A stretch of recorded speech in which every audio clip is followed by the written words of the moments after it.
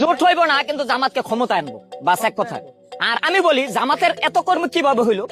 আগে কিন্তু বয়সকালে মানুষ বিবাহ করতো, 40-এর পরে বিবাহ করতো, আর এখন 18 বছরের বাচ্চা কিন্তু বিবাহ করে ফেলায়। একটা বাচ্চার বাপ হয়ে গেলে দেখি যে ছোট্ট করে একটু দাড়ি রেখা দেয়। আবার এখন একটা কাটিং বার হয়েছে, এই ফ্রান্স কাটিং, এইটা একটা স্টাইল। তারপরে দেখি কিছুদিন পরে ওরা দেখি এই স্টাইলটা আবার একটু বড় করে। আল্লাহ জানে, আল্লাহর কুদরত। এখন দেখি যে আমার মতো আমার 18 বছরের ছেলেরা পর্যন্ত দাঁড়িয়ে রেখা যায়। এখন দেখি যে জামাতের পাল্লা ভারী হয়ে যেতেছে, এমনকি মানসিক দিক দিয়েও মানুষ ইসলামের দিকে ঝুঁকে আসতেছে। কারণ কি, শেখ হাসিনার আমলে মানুষ ধর্ম পালন করতে পারতো না, সেই ক্ষোভ এবং গোসার কারণে মানুষ ইসলামের পথে চলে আসছে। লিডার হিরো আলমকে যদি আমাদের দলে নিয়ে নিতেন। হিরো আলমরা এখন আর নেওয়া যাবে না, সে খালি জায়গায় জায়গায় বিবাহ শাদী করে মেয়ে নিয়ে ঘোরাফেরা করে, এগুলো এইসব লোককে আর নিতে চাই না। ফেতনা ফাসাদ দেশে আমরা সুন্দর সুস্থ জীবন চাই। কিন্তু লিডার হিরো আলম যদি ভালো হয়ে যায়? না, ভালো হইলে হইব না, ভালো হইব না। খালি মেয়েলি ব্যাপার নিয়ে জড়ায়, এগুলো আমার পছন্দ না।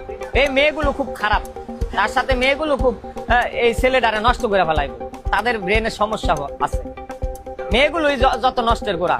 এটা আজকে থেকে না, আদমের যুগের প্রথম থেকেই আদম হাওয়ার কারণে কিন্তু আদম নষ্ট হয়েছে।